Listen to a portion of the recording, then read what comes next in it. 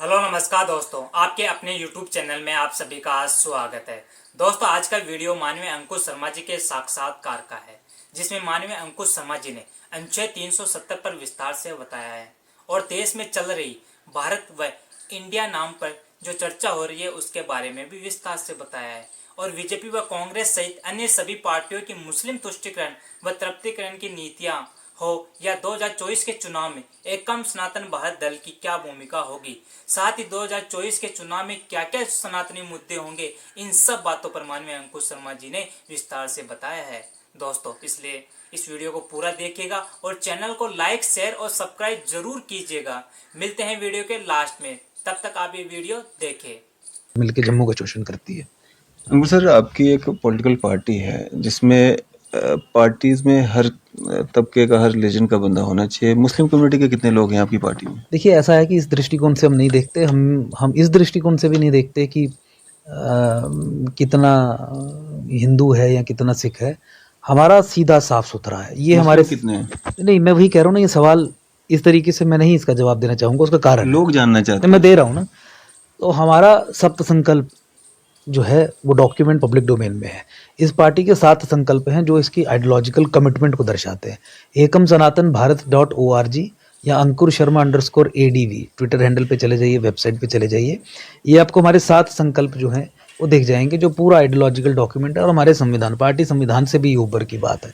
मुझे लगता है कि उन सप्त संकल्पों में जो लोग विश्वास रखते हैं वो तो दौड़े दौड़े यहाँ पे आते हैं। हाँ, कई लोगों को बताना पड़ता है कि ये हैं, वो एक डिफरेंट चीज़ है। तो कोई भी व्यक्ति जो उन सप्त संकल्पों में विश्वास रखता है वो पार्टी का मेंबर बन सकता है। हम रिलीजन देख के किसी को टारगेट नहीं करेंगे कि तुम इस रिलीजन के हो तो इस पार्टी में आ जाओ। सप्त संकल्प के प्रति जिसकी कमिटमेंट होगी वही पार्टी में आएगा। और ऑब्वियसली आप भी ये जानते हैं कि पार्टी के संविधान में और पार्टी के पॉलिसी डॉक्यूमेंट्स में और आइडियोलॉजी में जो लोग विश्वास रखते हैं वही पार्टी में आ सकते हैं।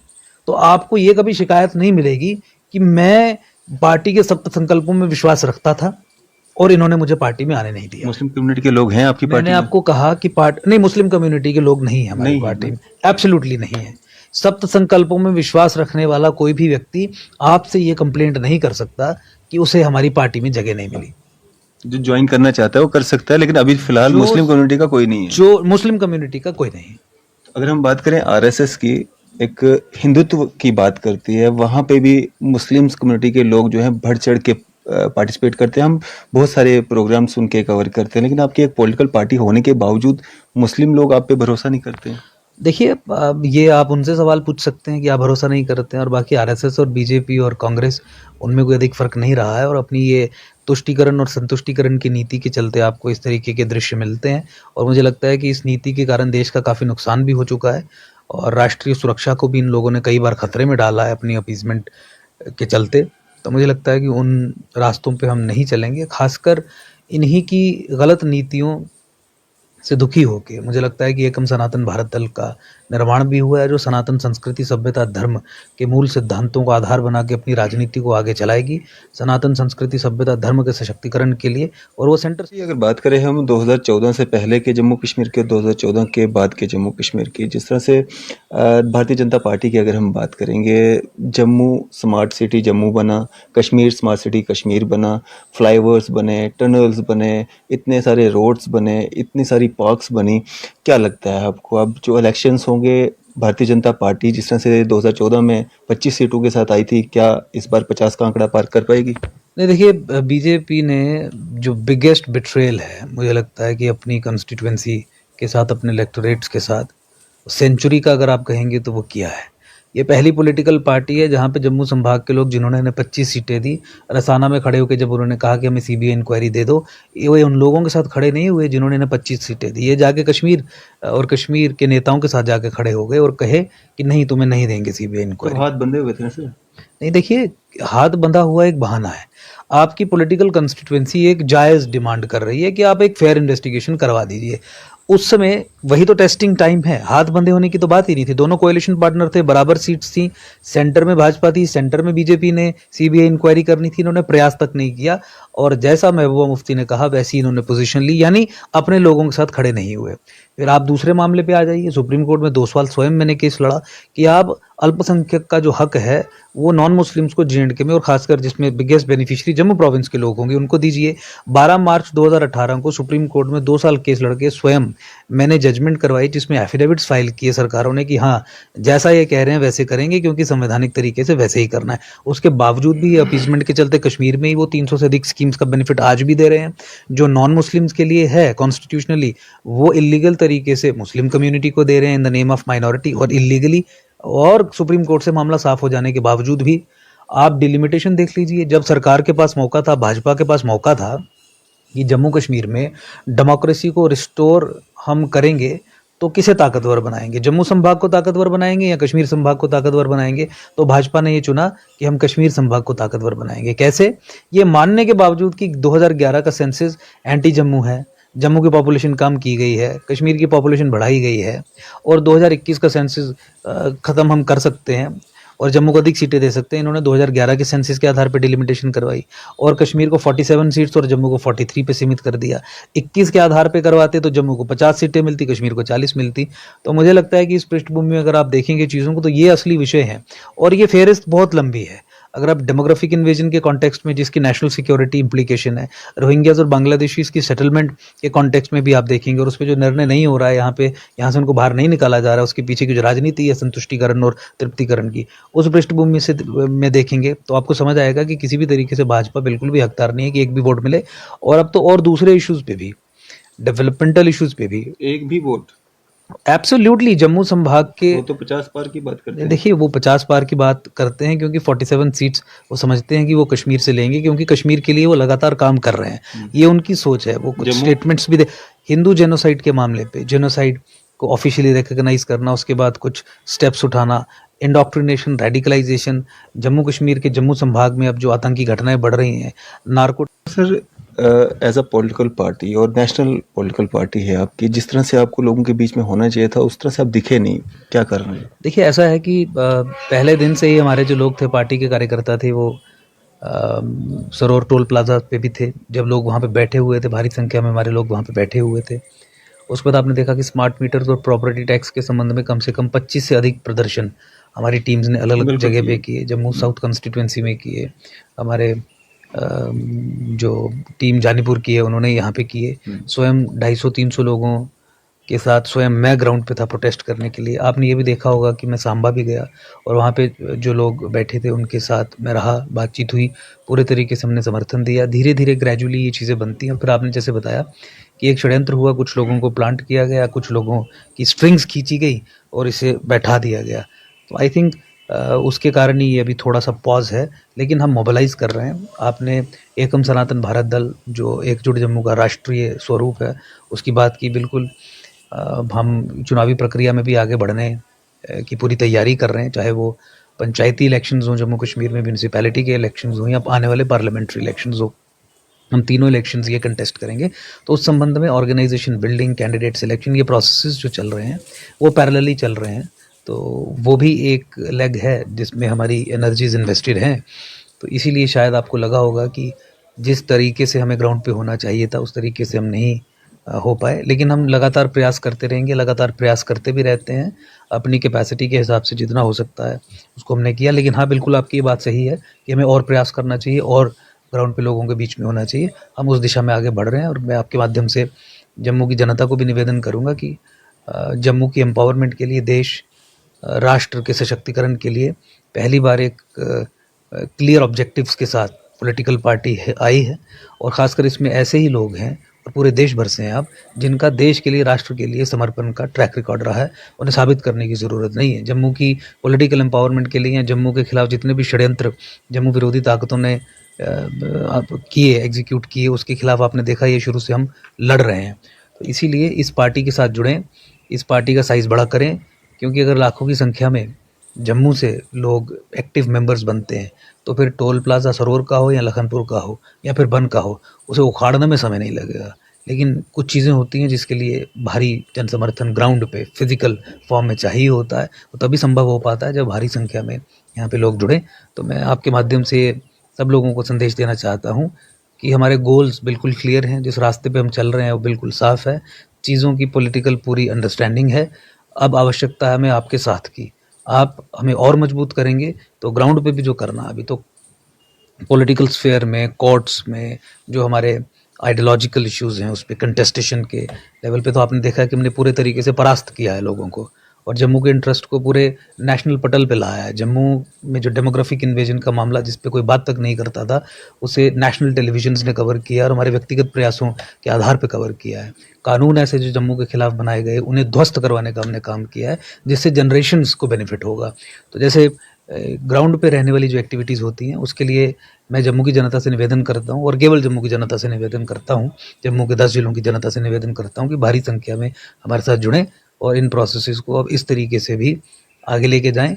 और फिर मुझे लगता है कि कोई भी ऐसा मुद्दा नहीं होगा जिसे हम रिज़ॉल्व नहीं कर पाएँगे। और आपने देखा है कि जो भी विषय हमने उठाया उसे उसके लॉजिकल कंक्लूजन तक लेके गए। समय लगा, 2014 में जैसे चुनौती दी हमने, तो 2020 में आईएएस हों, आईपीएस हों, बड़े-बड़े अफ़सर हों, पॉलिटिशियंस हों, चीफ मिनिस्टर्स हों, उनके घरों पे रेड्स भी करवाईं। करप्शन को बस्ट किया, यानी करप्शन की पृष्ठभूमि में अगर आप देखें तो लड़ाई का और सक्सेसफुल लड़ाई का उसमें हमारा ट्रैक रिकॉर्ड है। कानून ध्वस्त करवाए, समय लगता है लेकिन ultimately we have taken things to their logical conclusion. जनता और भारी संख्या में जुड़ रही है। बहुत तीव्र गति से हमारे स्ट्रक्चर्स बन रहे हैं। आपने देखा भी होगा, अगर आप मेरे ट्विटर हैंडल पे जाएँगे या फेसबुक पे जाएँगे तो आप देखेंगे कि हर वीकेंड पे या बीच में जो है हमारे कम से कम 10-12 प्रोग्राम्स रहते हैं, जिसमें भारी संख्या में लोग पार्टी को ज्वाइन करते हैं। लेकिन हम चाहते हैं कि एक पूरा आंदोलन, एक पूरा एक बड़ी एक मूवमेंट, एक पूरा एक एक बाढ़ आने वाली परिस्थिति बने, ताकि फिर अपसाइड डाउन हम देश की भी और राज्य की भी राजनीति को बदलें। अंकुर सर, शर्मा जी ने यह बड़ी इंटरेस्टिंग बात कही है कि पूरी दुनिया में भारत अलग ही देश है जहां अल्पसंख्यक व बहुसंख्यक की कोई परिभाषा नहीं है। दोस्तों, जहां जम्मू कश्मीर में बहुसंख्यक मुस्लिम कम्युनिटी होने के बाद भी उन्हें अल्पसंख्यक ही माना जा रहा है। बीजेपी व कांग्रेस की मुस्लिम तुष्टीकरण व तब्तीकरण नीति के चलते 300 से ज्यादा स्कीम का लाभ सिर्फ और सिर्फ मुस्लिमों को ही मिल रहा है जम्मू कश्मीर में। दोस्तों, जम्मू कश्मीर सहित देश के सभी हिस्सों में दोस्तों अंकुश शर्मा जी ने यह बड़ी इंटरेस्टिंग बात कही है कि पूरी दुनिया में भारत एक अलग ही देश है जहां अल्पसंख्यक व बहुसंख्यक की कोई परिभाषा नहीं दी गई है।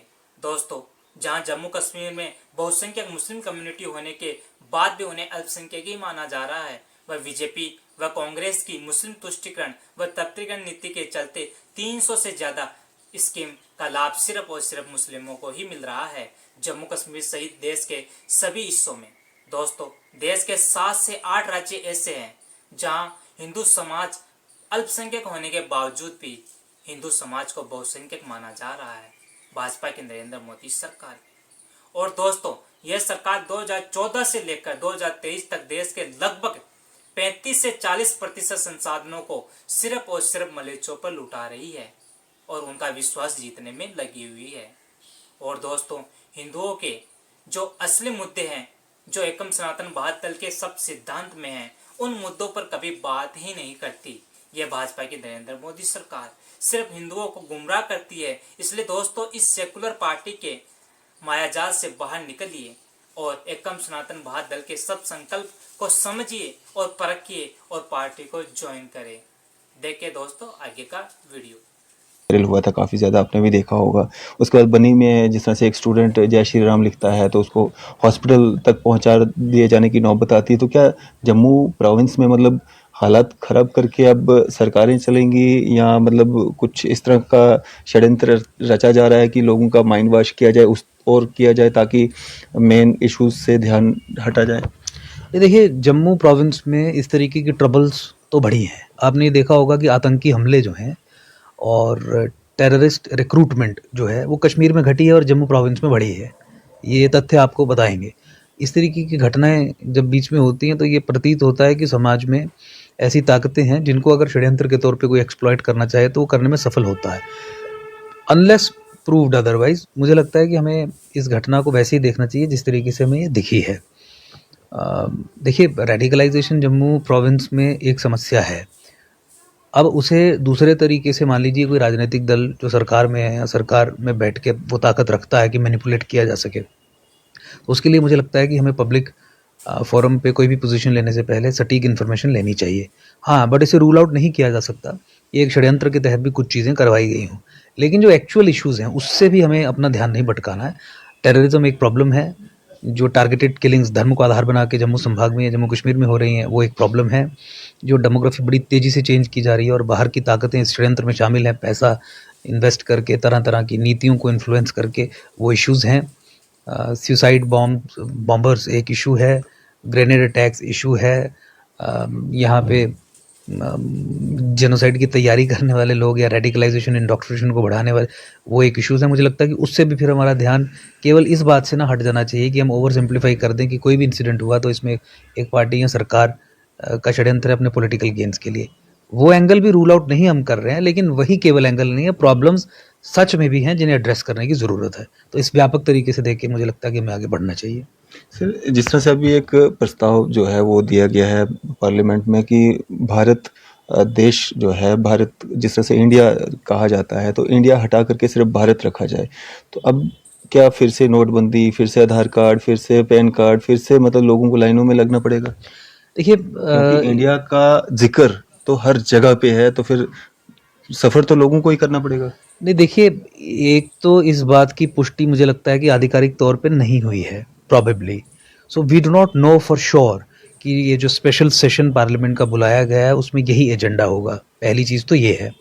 दूसरी चीज़, जो एंग्लिसाइजेशन हुई है या पोस्ट इंडिपेंडेंस जो ये सिम्टम्स रहे हैं हमारी गुलामी के, एंग्लिसाइजेशन के, उस संबंध में कोई अगर कदम उठाया जाता है तो उसका स्वागत हो सकता है। जहाँ तक उसकी इम्प्लीमेंटेशन के बाद जो समस्याएं आप गिना रहे हैं कि नोट बदलने पड़ेंगे, हर जगह भारत लिखना पड़ेगा, वो मुझे लगता है कि प्रॉबेबली फार-फेच्ड है कि हो सकता है ये कुछ हो ही ना रहा हो, एक चीज़। और दूसरा, अगर ये मान लीजिए हो भी रहा है, तो ज़रूरी नहीं है कि वो हटाने वाले आदेश भी आ जाएँ कि आपको ये करना है। तो basically we have very less information on this, लेकिन इन प्रिंसिपल मेरा व्यक्तिगत तौर पे भी ये मानना है कि गुलामी के जितने भी सिम्टम्स हैं, चाहे वो नाम हो जिन्हें बदल दिया गया हो, वो ऐसी जगह जहाँ पे जिनके पुराने नाम हों उनको नए तरीके से डाल दिया गया, और जो हमारी सिविलाइजेशन के बियॉन्ड है उसमें बदलाव करना, उसमें चेंज करना कोई बुरी बात नहीं है। उसके लिए कदम आगे बढ़ाने चाहिए। बट जहाँ तक भारत सरकार और भाजपा सरकार की इस समय बात है, यू कैनॉट ट्रस्ट देम। आप उन पे विश्वास नहीं कर सकते कि किसी भी तरीके की ऐसी चीज़ ये करेंगे। फॉर इंस्टेंस इंडिया को भारत वो सारा करना, जब तक ये कर नहीं देते तब तक यू कैनॉट ट्रस्ट देम, क्योंकि अब ये अलाइक कांग्रेस अपीजमेंट, संतुष्टिकरण, तृप्तिकरण की जो नीति है उसमें नेक डीप है, उनसे भी आगे हैं। तो unless done, I think let us wait for any further comments. Ankur sir, 370 और 35A के लिए आपने काफ़ी जद्दोजहद की है, और 370 35A को 5 अगस्त 2019 को जो है यहाँ से हटा दिया गया था, जिसके बाद सुप्रीम कोर्ट में जो है डे बाय डे सुनवाई हुई। अब फैसला जो है वो होने वाला है। क्या लग रहा है आपको, क्या हो सकता है? जिस तरह से सुप्रीम कोर्ट के द्वारा जो है सरकार को घेरा गया, या सरकार को जो है काफ़ी कुछ खरी खोटी सुनने को मिली हैं, तो क्या लग रहा है आपको? देखिए, सुप्रीम कोर्ट क्या करेगा उस पर कमेंट करना कि क्या फ़ैसला देगा, मुझे लगता है कि वो प्रीमेच्योर भी होगा, और हम अक्सर उसमें गलत भी हो जाते हैं भापने में, क्योंकि कोर्ट्स में जो सुनवाई रहती है उसका एक तरीका होता है, दोनों पक्षों को इन डेप्थ इन डिटेल समझा जाता है, और कभी भी आप मेकआउट नहीं कर सकते। और सुप्रीम कोर्ट में तो जो इस समय बेंच सुन रहा है, वहाँ जजेस जो हैं और जो उनका एक्सपीरियंस है अभी तक का, कि वो ये उनको उनकी बॉडी लैंग्वेज समझ के आप ये समझ जाएंगे ये किस ओर जा रहे हैं, वो सारी ओर जाएंगे, क्योंकि सारी तरीके के जो आर्ग्यूमेंट्स हैं उनको समझेंगे, उसमें डीपली डाइव इन करेंगे,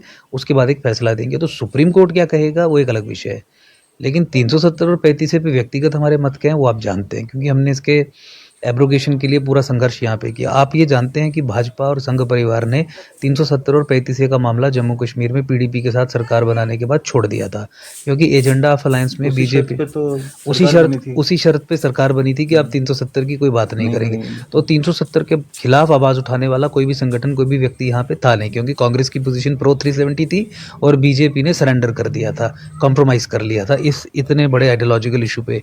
तो एकजुट जम्मू और हम ही ग्राउंड पे रहते थे। आपने भी बहुत बार कवर किया है, बड़े बड़े हमने प्रोग्राम्स भी किए और इसमें बताया कि क्यों 370 और 35 से ख़त्म होना चाहिए। तो मुझे लगता है कि जिस तरीके से बाद में सरकार ने प्रोसेस भी अडॉप्ट किया, जो खासकर कंस्टिट्यूएंट असेंबली वाला मामला है, उस आर्टिकल 367 में चेंज करके कंस्टिट्यूएंट असेंबली का मतलब लेजिस्लेटिव असेंबली, पार्लियामेंट्री वैलिडेशन के बाद किया। पार्लियामेंट में भी जो बिल्स पास करवाने की ज़रूरत थी 2/3 बहुमत से पास करवाए।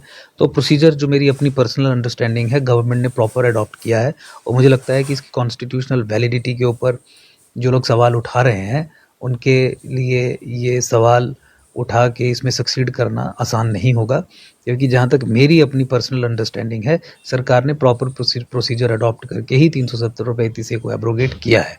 और पॉलिटिकल दृष्टिकोण से अगर आप देखें तो 370 और 35A एक एक्सप्रेशन था सेपरेटिस्ट आइडियोलॉजी का, यानी एक कॉन्स्टिट्यूशन में ही प्रोविजन इंट्रोड्यूस करवाया गया था जिससे सेपरेटिज्म की मूवमेंट को एक साइकोलॉजिकल तरीके से स्ट्रेंथ मिलती थी।